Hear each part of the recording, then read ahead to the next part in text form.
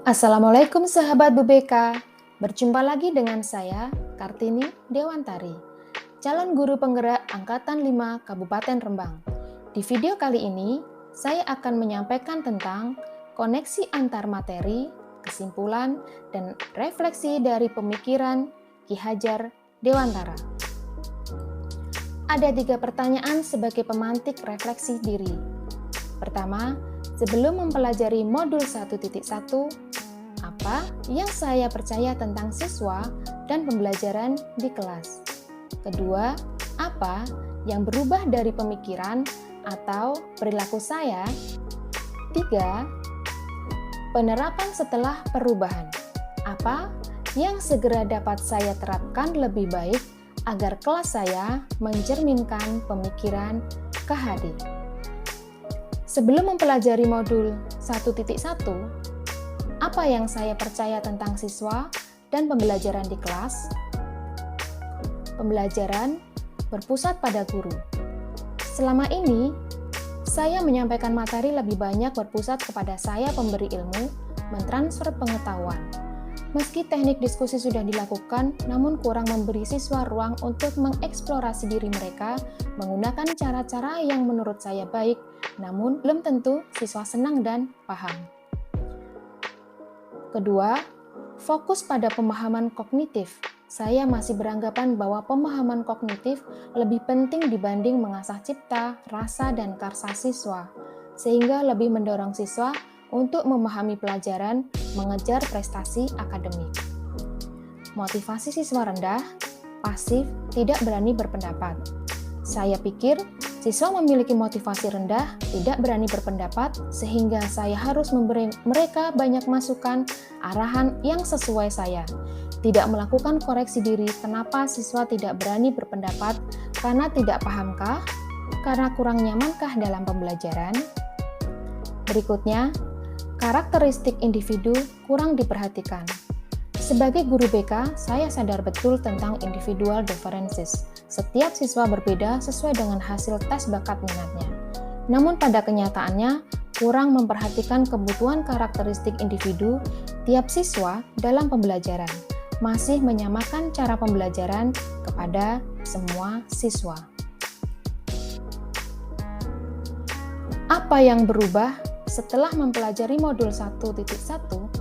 Apa yang berubah dari pemikiran atau perilaku saya? Perubahan pemikiran. Yang pertama, berorientasi pada siswa. Sudah seharusnya dalam pembelajaran saya menjadikan siswa sebagai pusat belajar, guru sebagai fasilitator. Hal ini akan berdampak positif, siswa lebih mandiri, berani menyampaikan pendapat, membangun kepercayaan diri siswa. Sudah seharusnya guru menghamba pada siswa dalam arti memberikan pelayanan pendidikan terbaik kepada siswa. Kedua, belajar harus menyenangkan. Dengan suasana yang menyenangkan, siswa akan lebih berani mengeksplorasi kemampuannya, sehingga pembelajaran menjadi aktif dan motivasi belajar siswa dapat meningkat. Ketiga, menghargai karakter pribadi siswa, keinginan dan kebutuhan yang berbeda dalam belajar. Keempat, guru adalah petani kehidupan, di mana harus pandai mengolah, memupuk, merawat apapun benih dan tanah yang dimiliki, agar menghasilkan panen yang memuaskan. Begitupun guru seharusnya mampu mengasah, mendidik, mengembangkan potensi masing-masing siswa sesuai dengan kodratnya, agar tumbuh menjadi pribadi yang bijak, berprestasi di bidangnya, sehingga menjadi manusia yang bahagia setinggi-tingginya. Perubahan perilaku. Pertama, merencanakan metode belajar yang menarik. Dengan membentuk bonding atau kelekatan dengan siswa, juga metode belajar fun game yang bervariasi akan menimbulkan rasa senang siswa mengikuti pembelajaran. Ketika siswa merasa kangen dengan kehadiran kita, berarti siswa menaruh kepercayaan kita sebagai guru yang akan menuntun hidup mereka. Kedua, memberi kebebasan siswa dalam mengerjakan bentuk tugas yang disukai. Biasanya saya akan menentukan bentuk tugas yang harus dikerjakan. Namun, dengan kebebasan ini, dapat membuat tugas dalam bentuk tulis, audio, vlog, infografis, lagu, puisi, atau apapun yang mereka sukai sesuai dengan konteks tugas yang diberikan. Ketiga, menuntun siswa mengembangkan minat, bakat sesuai kodrat alam dan zaman. Dari bentuk tugas yang dikerjakan siswa, kita menjadi lebih tahu keinginan minat bakat mereka, sehingga kita dapat membantu mengarahkan potensi mereka, memfasilitasi kebutuhan mereka dengan program-program sekolah yang mendukung pengembangan diri siswa. Refleksi terakhir, apa yang segera dapat saya terapkan lebih baik agar kelas saya mencerminkan pemikiran KHD? Perubahan diri saya di kelas antara lain. Pertama, sistem AMONG, yaitu guru memberi tuntunan, teladan, dan menjadikan siswa sebagai prioritas dalam belajar.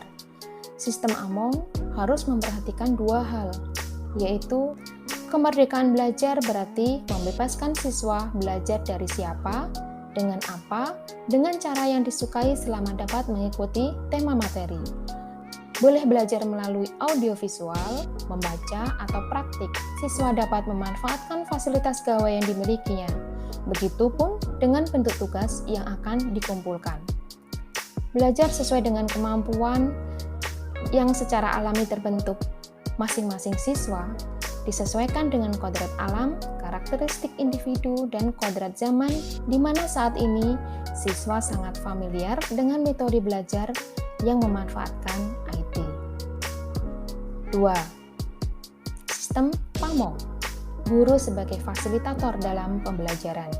Dengan memperhatikan minat, bakat, dan kemampuan siswa, memberikan motivasi atau dorongan dan penguat untuk pengembangan diri siswa.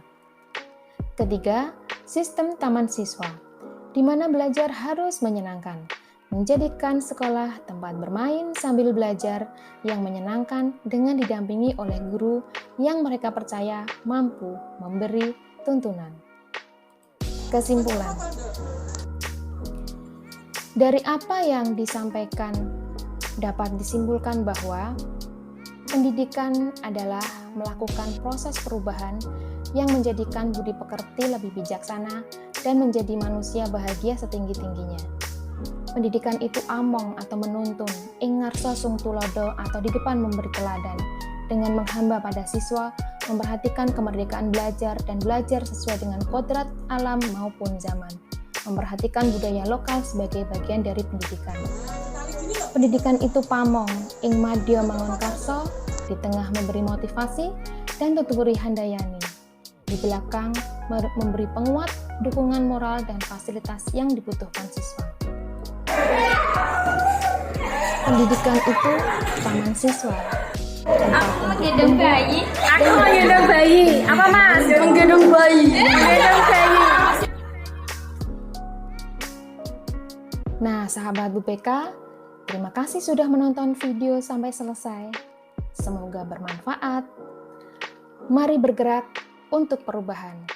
Wassalamualaikum warahmatullahi wabarakatuh.